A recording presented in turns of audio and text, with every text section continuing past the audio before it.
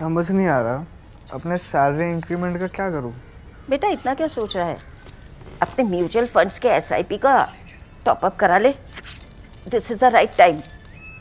क्या? समझ में नहीं आया। बेटा इतना क्या सोच रहा है? अपने म्यूचुअल फंड्स का एसआईपी टॉपअप करा ले। This is the right time. अब समझा।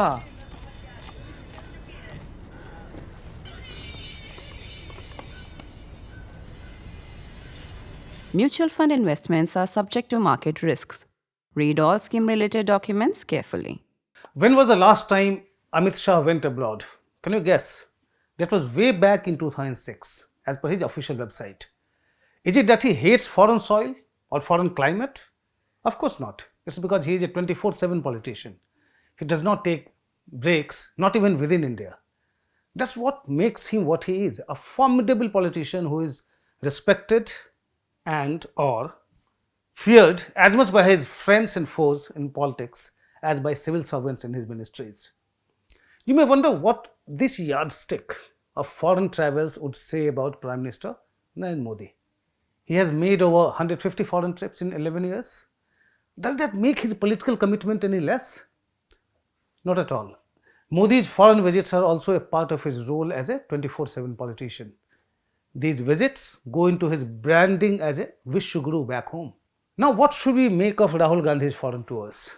On the 6th of September, 5 days after the Congress leader completed his vote Adhikar Yatra in Bihar, the BJP took a dig at him for what it calls slipping away yet again on a clandestine vacation in Malaysia.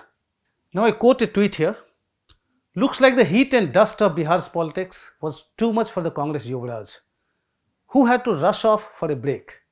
While people struggle with real issues, Rahul Gandhi is busy perfecting the art of disappearing and vacationing. That was BJP IT cell chief Amit Malviya's tweet. A few days later, the CRPF shot off a letter to Gandhi and Congress President Mallikarjun Kharge, expressing serious concern about the leader of the opposition in the Lok Sabha violating security protocol. For good measure, the letter specified the dates of these travels to 6 countries: Italy, Vietnam, Dubai, Qatar, the UK and Malaysia in the last 9 months. It's not the first time that Gandhi's foreign visits have become a matter of public debate. The BJP has been highlighting his frequent trips for years. The idea obviously is to paint him, Gandhi, as a reluctant or non-serious politician who loves foreign lands. One can understand if Gandhi's friends and admirers call it cynical politics. After all, how can you blame an individual for taking breaks to maintain work-life balance? If he prefers foreign locations, so what? If a lecturer, banker, corporate executive or journalist can take a break, what's wrong with Gandhi doing the same? These questions and arguments do have merit. That Gandhi continues to fly abroad frequently, ignoring barbs from political rivals, also suggests that he does not even want to be seen as a 24/7 politician. For all we know, Congress strategists think Indian youth identify themselves more with a different kind of leader, an idealist, bike driving, t-shirt wearing merchant of love with 6 packs who can deliver talks at foreign universities. There are talks about his popularity on Instagram, Facebook and other platforms. All these things may be true, but they are not really translating into the Congress party's vote share that has remained almost stagnant over the last 3 Lok Sabha elections. 19.52% in 2014, 19.66% in 2019 and 21.4% in 2024.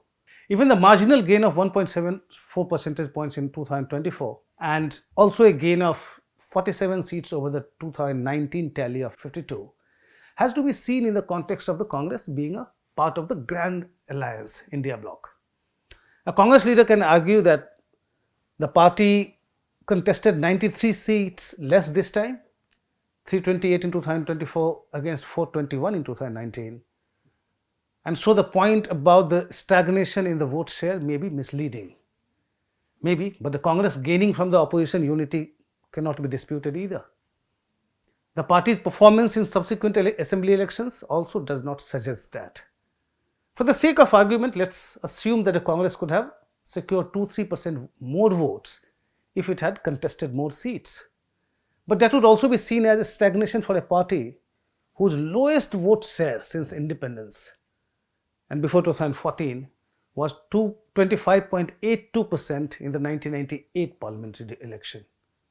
Obviously, Gandhi's brand of politics and his attempted image makeover have not translated into votes for the Congress, no matter the hype and the hope of his fandom. It's also a fact that PM Modi, despite his declining popularity graph, it is still far ahead of Gandhi when it comes to people's faith in him as a national leader. Asked to choose the leader best suited to be the Prime Minister, in India Today's latest Mood of the Nation survey, 52% opted for Modi and 25% for Gandhi. So what is it that Gandhi is missing here? In an interaction with a political consultant last week, I got a sense of what might be driving Gandhi's politics. As per surveys done by the consultant, people's votes are swung more by negative emotion. So a leader is likely to be judged more by his follies or failures than by his virtues or achievements. That's why the consultant said most of his focus is on immediately addressing any negative issues surrounding a leader or surrounding the leader he is working for. I won't name the leader here. In 2014, did the people vote more against Manmohan Singh or more for Narendra Modi? Both emotions were certainly at play then. But which one was more dominant is difficult to say. We had rather easy answers in the past.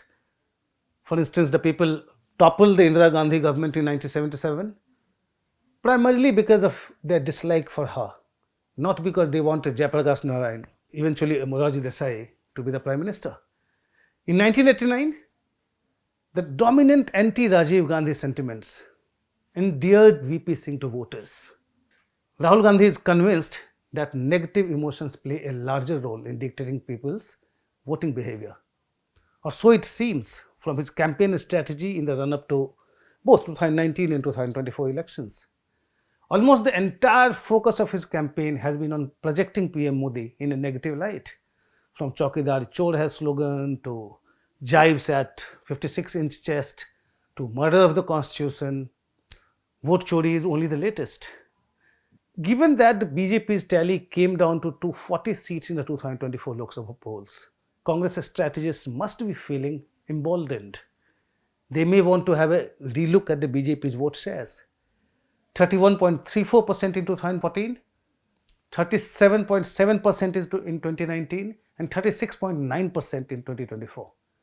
After 10 years of BJP's rule at the centre, the ruling party's vote share went down by less than 1 percentage point. And the Congress's vote share went up by 1.74 percentage points. The difference between the vote shares of the two parties was still 15.5%, a huge gap. What the political consultant was trying to say was the need to address the negative sentiments, if any, against a leader. This holds true for every leader, be they in the ruling or the opposition party. So you know now that this consultant does not work for Rahul Gandhi.